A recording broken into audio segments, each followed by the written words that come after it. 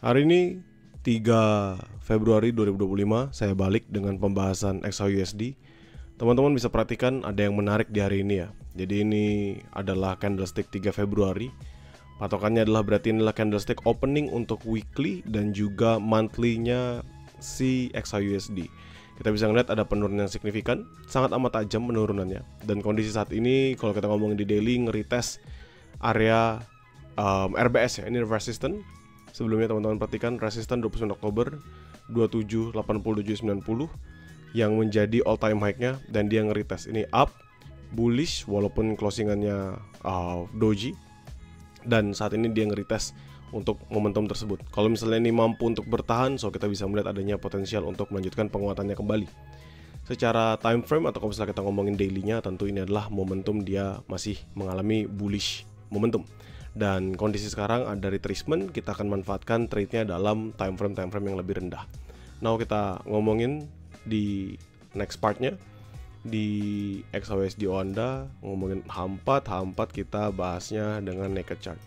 If we check by the naked chart, teman-teman bisa perhatikan di sini ya, dia bullish, drop ini 2 jam terakhir, ini opening ini closing kemarin di Sabtu jam 1, lalu ini opening Senin hari ini jam 5. Dan teman-teman lihat penurunan sangat amat signifikan ya. Open 2801, lowestnya dia di 2778.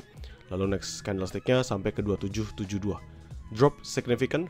Namun saya punya pandangan yang masih bagus bagi bullish. So nanti kita ngeliat di H1-nya sebagai tempat area kita menjalankan trade-nya kita sendiri.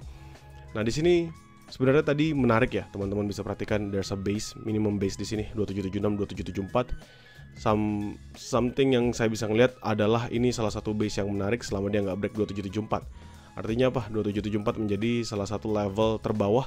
Kalau misalnya kita ngelihat ada nggak penurunan lanjutan, tentu ada. Di sini dia makan sampai bawah sampai di 2772. Sama seperti pergerakan di hari Kamis yang kemarin. Ya ini kalau saya paskan. Nah ini 2771 kan. Tapi ya kita anggaplah 2772 the same. So ini lowestnya 2771.625, ini 2772.2. Jadi kita beti-beti lah ya. Tapi sama-sama keduanya berhenti atau closingannya di atas tersebut, di harga atas, di atas 2774. So 2774 akan menjadi patokan pertama saya untuk entry buy. Dan seandainya nanti dia nge-retest 2774 ini menjadi salah satu level yang menarik untuk kita patok sebagai level buy-nya, 2774, 2772. Sekarang kalau kita ngomongin sell di mana? Kita bisa ngelihat penurunan yang signifikan terjadi di hari ini. Kita tarik lowest one sampai this level 79, kita dapat di 2798, this one. 618-nya, ini saya hapus dulu beberapa yang sebelum-sebelumnya. Ini saya tarik juga pakai penanda ya, biar gampang catatan harga. Nah, 2798, 2799 di sini. Dengan 618-nya di 2793, teman-teman sekalian. Jadi 2793. Saya akan tarik juga untuk 2793-nya.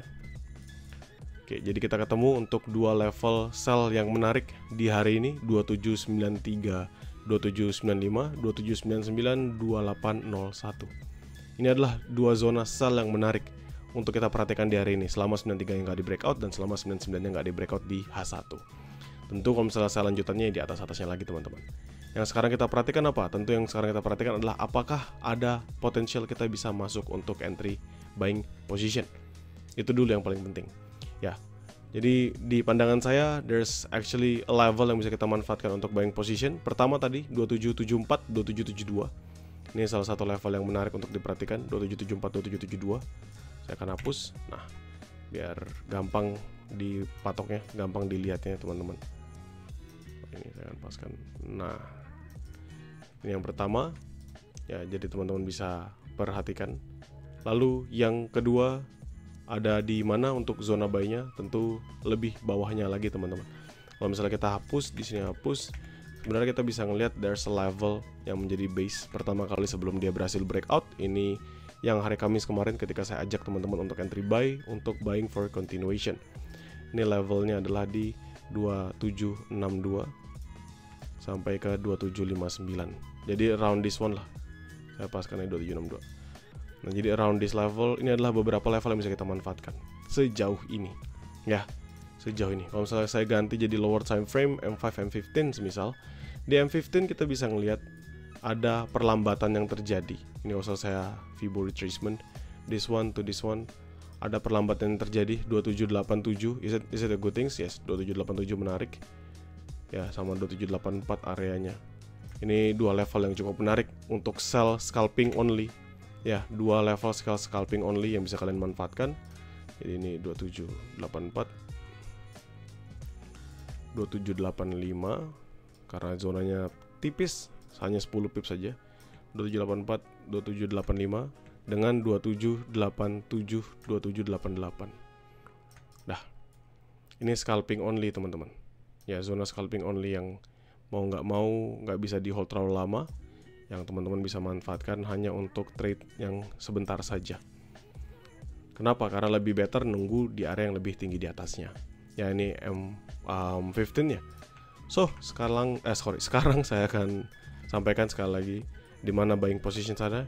7472 selama 74 nggak di breakout di H1, 6967 selama 69 nggak di breakout di H1, dan 6259. Ya, 6259 ini level yang menurut saya bagus, ini karena base. It means still a good things, bisa dimanfaatkan untuk kita entry di sana. Dan kalau misalnya kita tarik for the trend line, ya kan, at least teman-teman bisa perhatikan trend line-nya akan nge-cross dan bertahan within this level. Kalau memang dia harus retest 2762, 2759. Sell position high risk 9395 dan 99801 selama 93 dan 99-nya nggak di breakout di H1. Ya, itu adalah gambaran sederhana yang bisa teman-teman manfaatkan untuk entry dengan patokan yang sederhana juga menurut saya, yaitu basicnya kita pakai Fibo 79 sama 618 untuk sellnya, sedangkan buy-nya kita manfaatkan dari smart money concept-nya, dari market structure yang terbentuk ya. Jadi kembali teman-teman, apakah bisa memanfaatkan sell scalping? Tentu bisa, tapi seperti biasa scalping itu makannya cuma sebatas pips yang kecil dalam time frame yang sesingkat-singkatnya. 5-10 pips cukup, dikasih lebih misalnya 15 bahkan 30 atau 40 hitung sebagai bonusan untuk awalnya. Ya, sedangkan untuk buying position ini sebenarnya salah satu level yang menarik. Dia ngeretest sekali tapi nggak berhasil breakout, langsung candlestick momentum bullish, hajar sekali. So kita menunggu apakah nanti akan ada reaksi kembali ketika dia drop di bawah harga tersebut. Ya, untuk sell yang nyaman di mana tentu lebih atas semua teman-teman sekalian. Ya, kalau misalnya kita tarik dari highest-nya kan tadi sudah teman-teman perhatikan, this is the highest level, dan the lowest level 1 di bawah sini, maka ketemu 79-nya di 2807. Dan itu nantilah kita bahasnya ketika dia reach ke area sana. Untuk sekarang kan masih belum nyampe ya teman-teman ya. Jadi belum penting-penting banget kalau misalnya kita harus bahas, oh dia akan entry di harga sekian, di sekian, masih belum begitu penting. Jadi let's see apakah nanti dia akan nge-retest sejauh itu. If yes, maka kita bisa entry untuk sell di area yang lebih tinggi di sana, 808, 28, 10. Untuk sekarang patok dulu aja yang ada, teman-teman pastikan trade sesuai dengan kemampuan kalian. Sesuaikan lagi mapping ini dengan trading plan yang kalian jalankan. Jadikan mapping ini sebatas sebagai referensi bagi teman-teman grow account, nothing to be worried about, karena saya pasti akan selalu share hasil mappingannya ke dalam grup. Thank you.